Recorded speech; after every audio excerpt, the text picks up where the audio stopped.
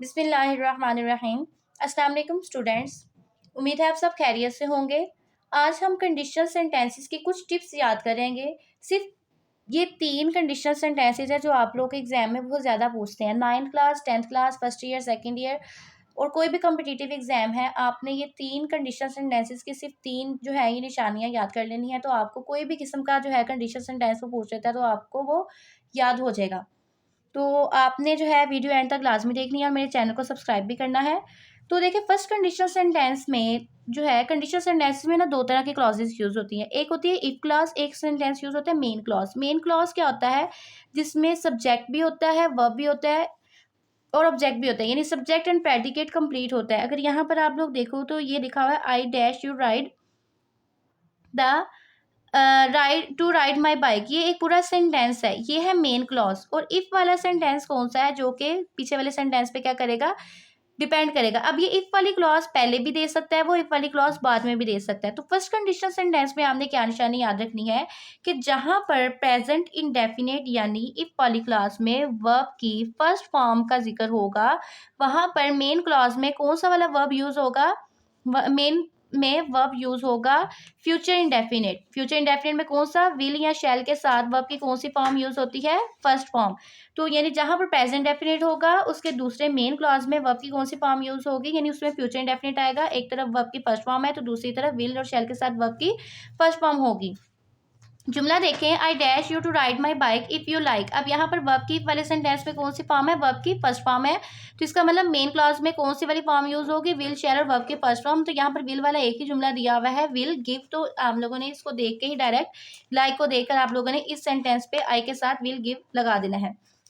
Second conditional sentence देखें तो जहां पर इफ वाली क्लॉज में वर्ब की सेकंड फॉर्म होगी, यानी पास्ट इंडेफिनिट वाला जुमला होगा, तो मेन क्लॉज में अब देखें यहाँ पर वर्ब की फर्स्ट फॉर्म थी तो विल शैल था, जब सेकंड फॉर्म होगी तो विल शैल किस में कन्वर्ट हो जाएगा? वुड में।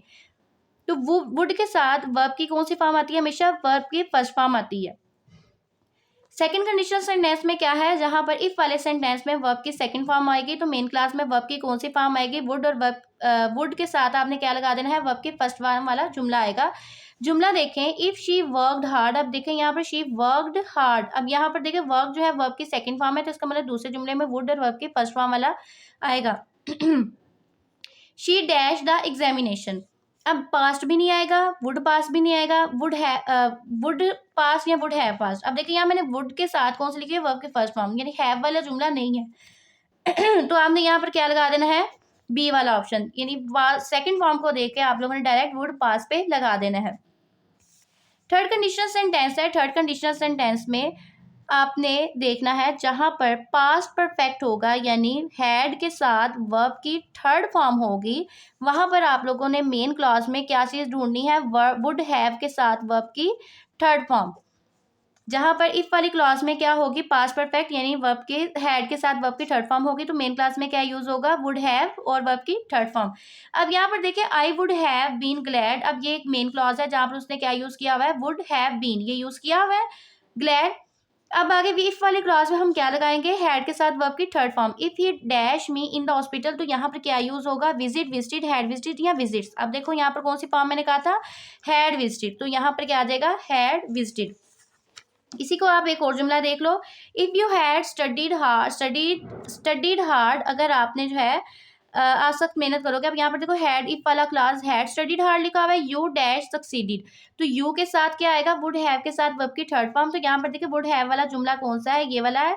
तो वुड हैव वाला, अब सक्सीडिड वर्ब की थर्ड फॉर्म उसने पहले ही दी है तो यहाँ पर क्या आ जाएगा? Would have. तो ये थे कंडीशनल सेंटेंसेस की चंद टिप्स। 3 कंडीशनल सेंटेंसेस हैं, तीनों कंडीशनल टेंसेस की आपने सेंटेंसेस की ये टिप्स याद कर लेनी है बस। और आपको कोई भी कंडीशनल सेंटेंस दे देता है तो वो हो जाएगा, जहां पर इफ क्लॉज के साथ वर्ब की फर्स्ट फॉर्म होगी वहां पर क्या आएगा? विल या शैल और वर्ब की फर्स्ट फॉर्म। जहां पर वर्ब की सेकंड फॉर्म होगी इफ क्लॉज के साथ तो उसके साथ क्या आ जाएगा? वुड के साथ वर्ब की फर्स्ट फॉर्म, वुड के साथ। और जहां पर हैड वर्ब आएगा, हैड और वर्ब की थर्ड फॉर्म होगी, वहां पर क्या आ जाएगा? वुड हैव और वर्ब की थर्ड फॉर्म। इसे आप लोगों ने इसे आप नोट डाउन भी कर लें। और मजीद टिप्स जो है अगर आप देखना चाहते हैं तो आपने चैनल को सब्सक्राइब लाजमी करना है और वीडियो को लाइक भी करना है।